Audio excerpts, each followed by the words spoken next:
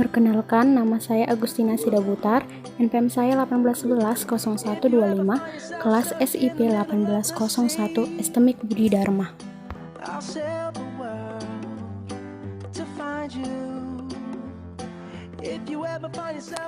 Di sini saya akan menjelaskan tentang virtual memory. Pengertian dari virtual memory. Sesuai dengan namanya, virtual memory berarti memori ruang penyimpanan virtual, tiruan atau tidak nyata.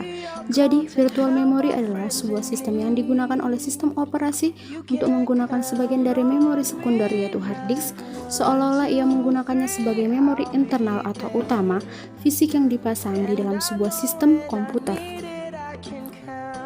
Fungsi dari virtual memory. Yang pertama, menangani kelebihan beban RAM. Yang kedua, berperan sebagai RAM cadangan tapi tidak menggantikan fungsi RAM. Yang ketiga, menyimpan data dari RAM tapi tidak meneruskannya ke prosesor. Dan yang keempat yaitu data yang disimpan pada virtual memory bersifat sementara. Adapun implementasi dari sistem virtual memory yaitu implementasi virtual memory yang pertama yaitu demand paging. Demand paging adalah sistem paging dengan swapping. Page diletakkan di memori hanya jika diperlukan.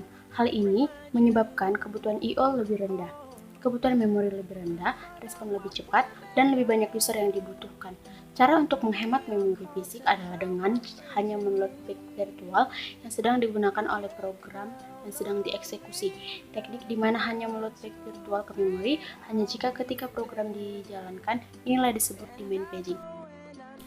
Adapun keuntungan dari demand paging, yang pertama, sedikit I/O yang dibutuhkan. Yang kedua, sedikit memori yang dibutuhkan.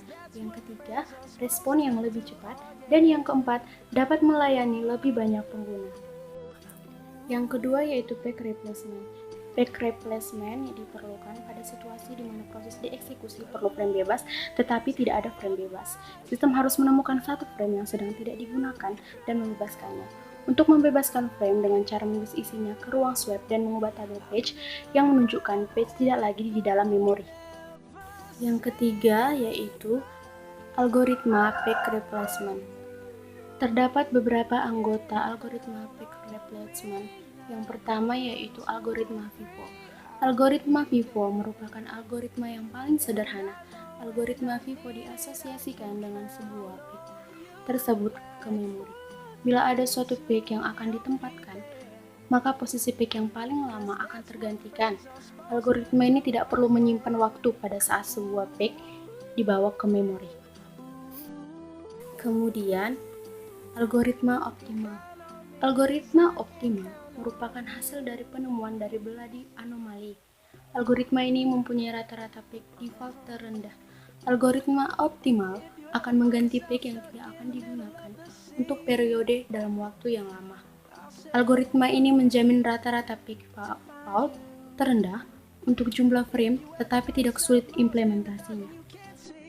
Selanjutnya yaitu algoritma Less Recently Used atau LRU. Algoritma LRU merupakan perpaduan dari algoritma FIFO dan optimal. Prinsip dari algoritma ini adalah mengganti page yang sudah tidak digunakan untuk periode waktu yang lama. Implementasi memori virtual yang keempat yaitu alokasi frame.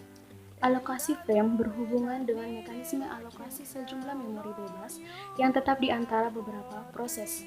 Jumlah minimum memori frame per proses ditentukan oleh arsitektur, di mana jumlah maksimum tergantung jumlah fisik yang tersedia. Jumlah minimum frame ditentukan oleh arsitektur. Instruction set, bila terjadi page default, maka eksekusi instruksi selesai. Instruksi harus di-restart sehingga tersedia frame yang cukup untuk membawa semua page yang berbeda, di mana sembarang instruksi yang mengacu. Implementasi virtual memory yang kelima yaitu alokasi global dan alokasi lokal. Page replacement adalah faktor terpenting lain yang harus dipertimbangkan dalam alokasi frame. Global replacement mengizinkan suatu proses untuk menyeleksi suatu frame yang akan dipindahkan dari sejumlah frame meskipun frame tersebut sedang dialokasikan ke proses lain. Pada local replacement, Jumlah frame yang dialokasikan untuk proses tidak berubah. Setiap proses dapat memilih frame-frame yang dialokasikan berikutnya. Yang keenam, yaitu tracing. Tracing merupakan kegiatan aktivitas paging yang tinggi disebut tracing. Sebuah proses mengalami tracing jika menghabiskan lebih banyak waktu untuk paging daripada eksekusi. Efek tracing dapat dibatasi dengan menggunakan algoritma lokal atau priority replacement. Demikianlah hasil presentasi video saya. Untuk kekurangannya saya mohon maaf. Semoga bermanfaat.